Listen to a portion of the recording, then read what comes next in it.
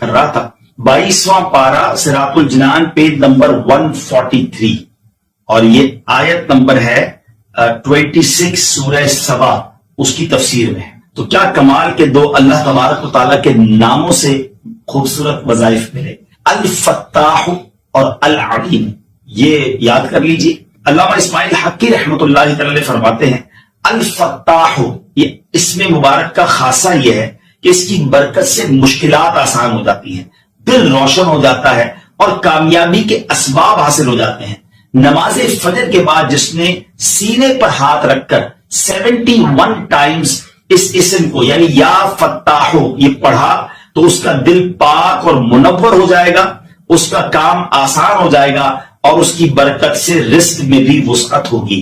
اور دوسرا ہے العلیم، اس اسم مبارک کا خاصہ یہ ہے کہ اس کا ورد کرتے رہنے والے کو علم اور معرفت حاصل ہوگی. یہ بھی پڑھتے رہا کریں العلیم العلیم العلیم. اللہ تعالیٰ مجھے اور آپ کو اپنے ناموں کا اور اپنا ذکر کرنے کی توفیق عطا فرمائے. حضرت انس رضی اللہ تعالیٰ عنہ نبی پاک صلی اللہ تعالی علیہ وسلم سے روایت کرتے ہیں کہ آپ علیہ الصلوۃ والسلام نے ارشاد فرمایا ما من عبدین متحابین فی اللہ یستقبل احدہما صاحبہ فیصافحہ ویصلی علی النبی صلی اللہ علیہ وسلم الا لم يتفرق حتى تغفر ذنوبهما ما تقدم منها وما تأخر. سبحان اللہ. اللہ عز و جل کی خاطر محبت کرنے والے دو مسلمان آپس میں ملتے ہیں اور باہم مصافحہ کرتے ہیں اور نبی کریم علیہ الصلوۃ والسلام پر درود بھیجتے ہیں تو اللہ عز و جل ان کے جدا ہونے سے پہلے اگلے پچھلے گناہ معاف کر دیتا ہے. سبحان اللہ سبحان اللہ. ہم روزانہ ہی شاید بہت سارے لوگوں سے ملتے ہیں. اگر یہ وظیفہ یہ انداز اختیار کر لیں کہ محبت کرنے والے پیار سے محبت سے ملنے والے دو مسلمان جب آپس میں ملیں بھائی چارگی کے ساتھ تو سلام کرنے کے بعد مصافحہ کریں اور پیارے آقا علیہ الصلوۃ والسلام پر درود پاک پڑھیں. سبحان اللہ. کتنی دیر لگتی ہے مگر اب دونوں کے ہاتھ جدا ہونے سے پہلے اللہ تعالیٰ دونوں کے اگلے پچھلے گناہ معاف فرما دیتا ہے. پھر کیوں نہ ہم درود پاک کی کثرت کریں اور پھر کیوں نہ کہیں ہر درد کی دوا ہے صلی علی محمد. سبحان اللہ. اب ایک اور شاندار حدیث پاک سنیے. حضرت سیدنا انس بن مالک رضی اللہ تعالیٰ عنہ فرماتے ہیں رسول اللہ صلی اللہ تعالی علیہ وسلم نے ارشاد فرمایا من صلی علی صلاۃ واحدۃ صلی اللہ علیہ عشرا ومن صلی علی عشرا صلی اللہ علیہ مئۃ.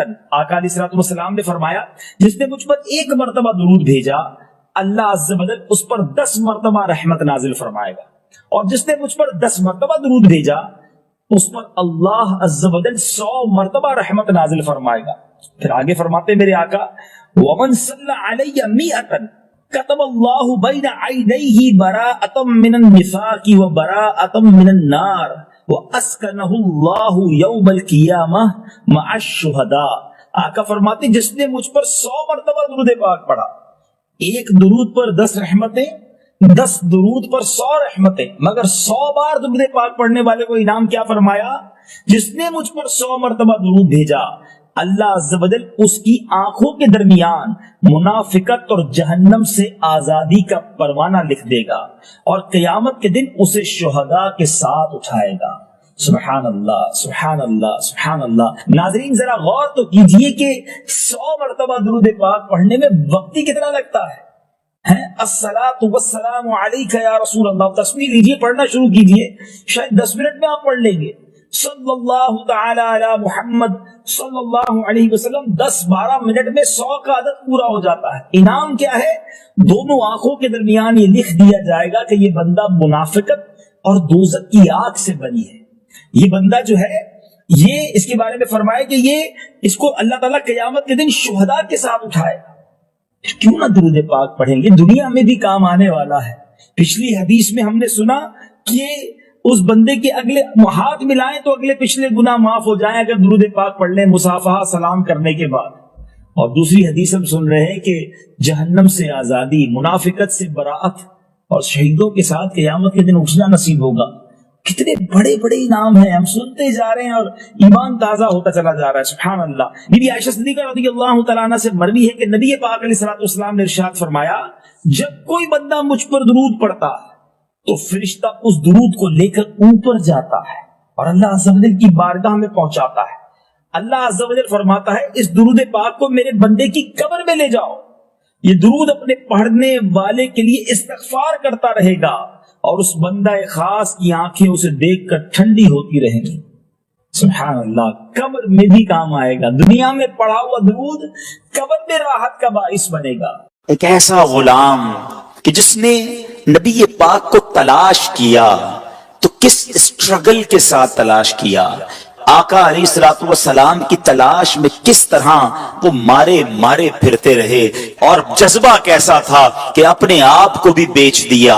جی ہاں، اپنے آپ کو گویا سولڈ آؤٹ کر دیا، غلام بننے کے لیے تیار ہو گئے. مگر آقا دو جہاں کے قدموں تک پہنچنا تھا، کسی طرح مدینے کی بستی میں پہنچنا تھا، آخری نبی کے بارگاہ میں حاضر ہونا تھا. سبحان اللہ. آج وہ عشق بھری داستان آپ کو سنانی ہے. ماجرا کچھ یوں تھا کہ وہ شخصیت خود کہتی ہیں کہ اچانک میرے دل میں خیال آیا، حالانکہ وہ کسی اور دین پر عمل کرتے تھے، مگر اچانک خیال آیا کہ سب سے افضل دین کون سا ہے، زمین و آسمان بنانے والی کون سی ذات ہے، اس تمام چیزوں کا خالق اور مالک کون ہے.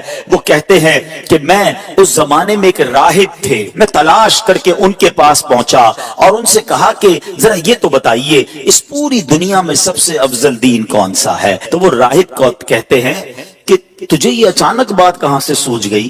تو کہتے نہیں، میں یہ جاننا چاہتا ہوں کہ زمین و آسمان کا مالک کون ہے، سب سے افضل دین کون سا ہے. تو اس نے کہا کہ پھر ایسا کرو، اگر اس سوال کا جواب چاہیے تو موصل میں، یہ عراق کا ایک علاقہ ہے، وہاں ایک راہب ہے، اس سے بڑا کوئی عالم نہیں ہے، تم ان کے پاس جاؤ، وہ شاید تمہاری رہنمائی کریں.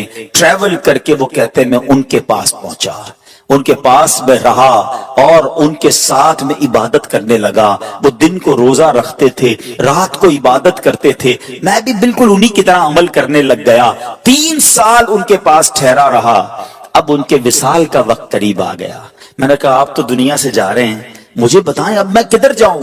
کہتے ہیں مشرق میں تو کسی ایسے شخص کو نہیں جانتا جو اس دین کا کاربند ہو جس پر میں عمل کرتا ہوں. ہاں البتہ جزیرہ عرب کے پاس ایک راہب ہے، اس کے پاس چلے جاؤ اور اسے میرا سلام کہنا. آپ فرماتے میں اس عالم کے پاس چلا آیا، اس کے انتقال تک اس کے ساتھ رہا. اب جب اس کی وفات کی خبر ہوئی تو اب 3 سال کے بعد میں نے کہا اب مجھے آپ کس کے پاس جانے دیتے ہیں، آپ کی انتقال کا وقت قریب آ گیا ہے. وہ کہتے ہیں میں پوری دنیا میں اور کسی کو تو نہیں جانتا، البتہ اموریا میں ایک بڑی عمر کا عالم ہے، پتہ نہیں تم اس سے مل بھی سکو گے کہ نہیں. بہرحال وہ کہتے ہیں اس راہب کا انتقال ہوا، میں اموریا کا سفر کیا.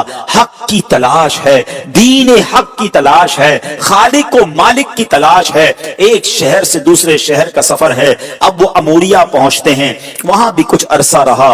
اب ان کے انتقال کا وقت بھی قریب آ گیا. کہتا ہے اب آپ مجھے کس کے پاس بھیجتے ہیں؟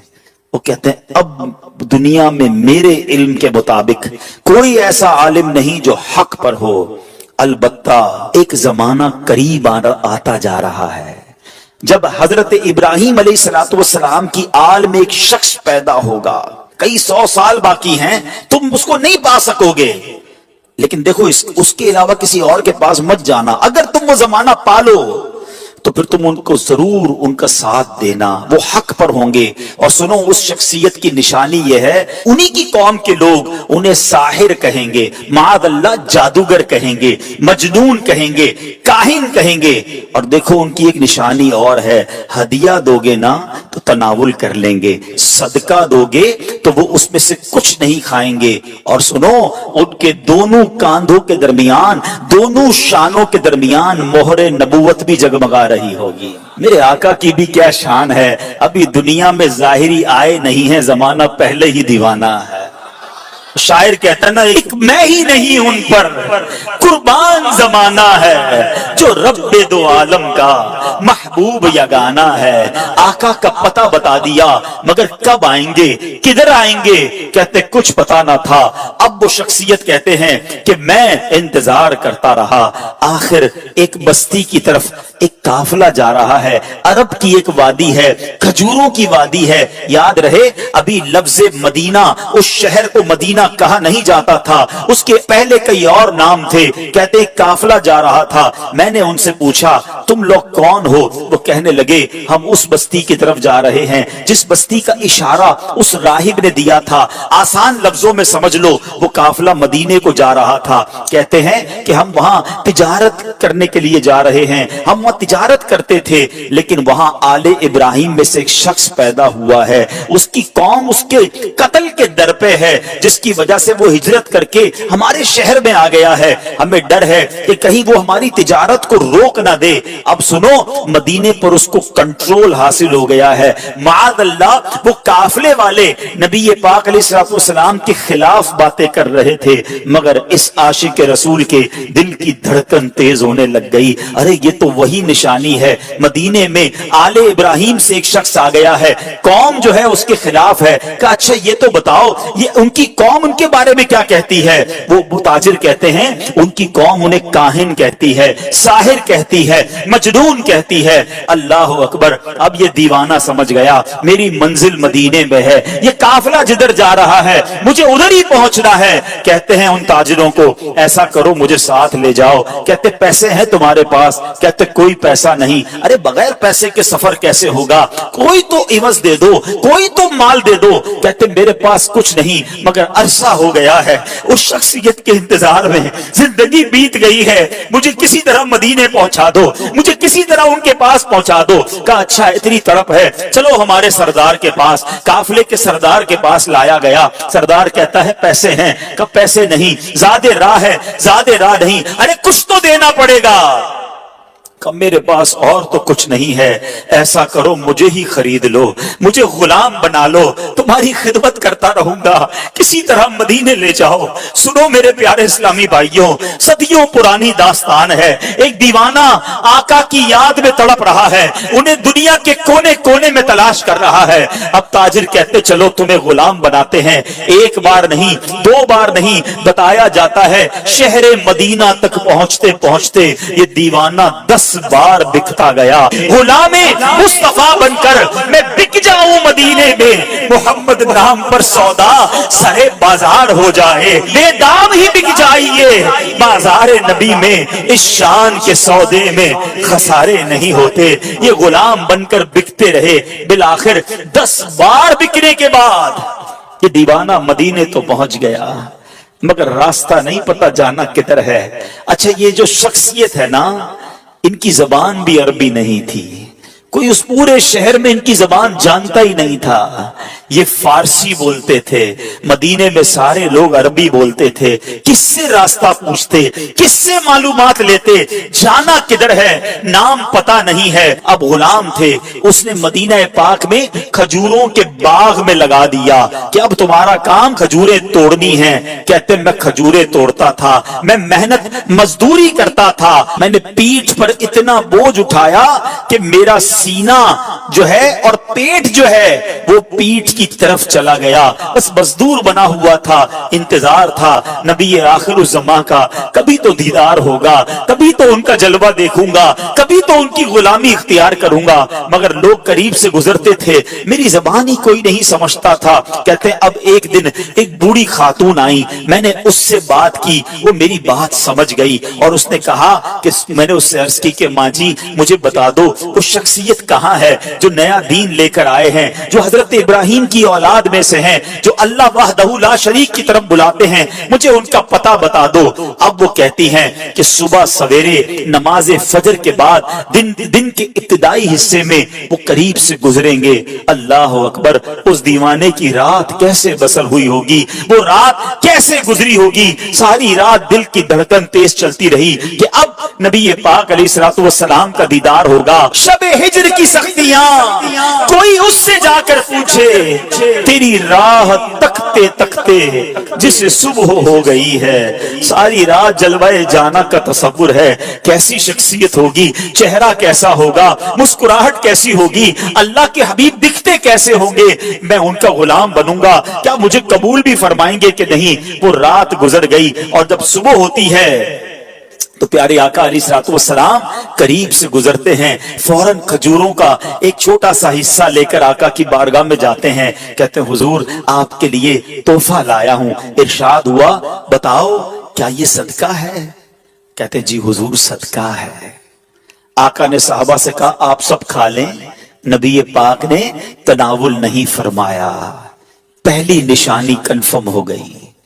دوبارہ گیا ایک اور کھجوروں کا تھال لے کر، کہا حضور یہ لایا ہوں، کہا صدقہ ہے، کہا نہیں حضور ہدیہ ہے، تحفہ ہے۔ آقا علیہ الصلوۃ والسلام نے خود بھی کھایا، خود بھی تناول فرمایا، اپنے صحابہ میں بھی تقسیم کیا۔